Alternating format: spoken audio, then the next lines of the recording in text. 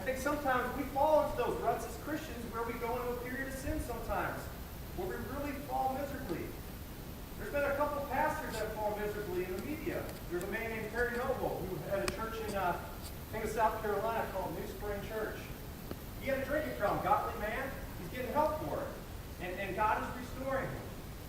There's another man named Pete Wilson who had a big church in Nashville. And he was just working himself to death, and he was neglecting his family, and he was getting burned out.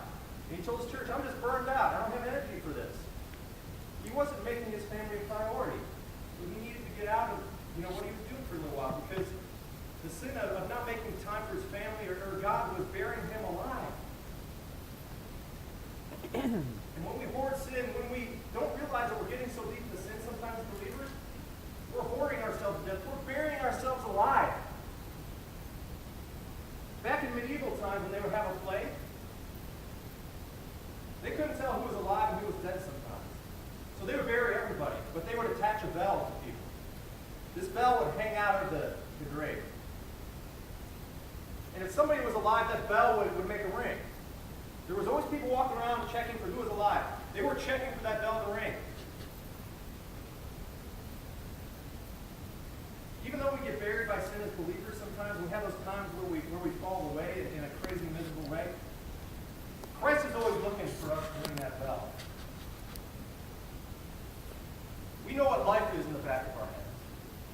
We know who Christ is still. We know that there is repentance, but sometimes we get carried away. But if we ring that bell and say, hey, I'm buried in my sin. I need you to pull me out of this. I want to feel life again. I need your breath in my lungs. He is right there to pull us out. Some of you guys might be in that point right now, where you feel, hey, I have a strong relationship with Jesus, but alcohol is just killing me again, or a death is killing me again. Or I was hurt by the church, and I don't go to church very often. And you feel buried because you're in denial of the fact that you're being separated from God little by little. Can you ring that bell? Can you get to the point where you realize that you've been buried in sin so Christ can pull you out of that? So even if you do have a life with Christ and you fall, Christ knows where you are. You know who Christ is. You know Christ isn't far away, even though you get caught in your sin. And you can ring that bell, and Christ will give you that grace to pull you out.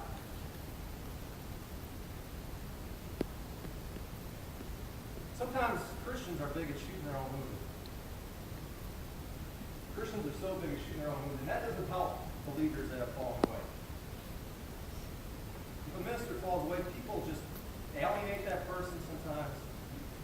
People think they're not human. People think that they should just deserve to die sometimes, which is not right. If there's somebody that was involved in church for a long time, we're the same way with them. And we help bury people alive, I think, sometimes. We help bury people alive sometimes. Oh, you had an affair, we're not going to talk to you ever again. Or you had a bad issue with alcohol, we're not going to talk to you again. You got a divorce, well, we're not going to talk to you again. And that helps bury people alive. That helps people forget their identity in Christ and their life in Christ. And then they get buried alive. But hopefully, somewhere along the way, somebody helps them realize they're still a child of God. Hopefully, along the way, God helps them realize they're still a child of Him. And they ring that bell for being buried in sin, so Christ can pull them out.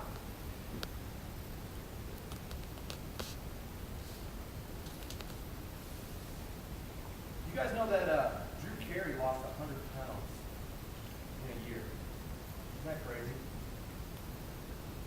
The Price is Right man, that used to be the Drew Carey Show man, lost 100 pounds. She lost 100 pounds. And now every day he works out 45 minutes a day. He has cut carbs out of his diet completely. There's been a change in Drew Carey. People can see it. So let's look at well, later part of John 11. We're going to jump to John 11, starting with verse 41. We're going to read to 45.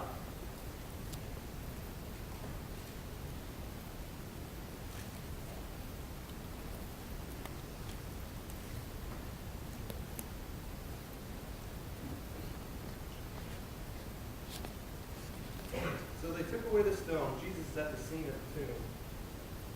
And Jesus looked up and said, Father, I thank you that you have heard me. I knew that you always hear me, but I said this for the benefit of the people standing here, that they may believe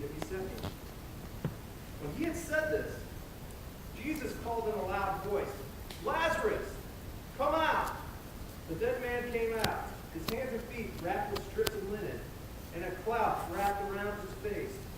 Jesus said to them, take off the grave clothes and let him go. Therefore, many of the Jews who had come to visit Mary and had seen what Jesus did put their faith in him. Jesus gave Mary and Martha a little sample of who he was. Lazarus rose from the dead. Lazarus was alive. And people could see that Lazarus was alive. People could see that Jesus was in the resurrection business. Can people see a change in you? If you are resurrected and you're continuing to be in resurrection each and every day, if you believe that Jesus is the resurrection and the life, is it evident in who you are and everything you do? Because resurrection sells. I think the biggest selling point of the resurrection is you. Because resurrection is inside you. It's living in you. It's running everything that you're doing. The famous author, Timothy Keller, quoted this. If Jesus rose from the dead, then you have to accept all that he said. If he didn't rise from the dead, then why worry about any of what he said? The issue on which everything hangs is not whether or not you like his teaching, but whether or not he rose from the dead. Everything revolves around whether or not he rose from the dead. It doesn't matter if you think he was a good teacher. It doesn't matter if you think he was a good prophet. The deciding factor is whether or not you believe in the resurrection, because that is going to change everything for you if you believe in the resurrection. Do you believe in the resurrection? Can people see change in you because you're resurrected and you're continuing to live in the resurrection? Even if you do mess up, do you get your lungs filled up with the life of Christ from his resuscitation? From his inhaler, the best inhaler ever? Are you allowing Christ to pick you up from the rubble when you really get into sin? Are you ringing that bell? Are you loving your neighbor? Are you standing up for things even though other people don't like them? Because you have the life of Christ inside you. Because the resurrection of Christ is inside you and you're living out the resurrection. Because that's the only thing that matters.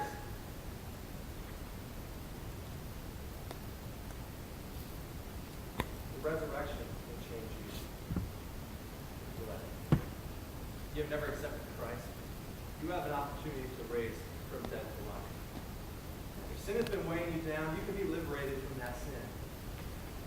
You can have the breath of life fill up your lungs. You don't want to be the walking dead anymore.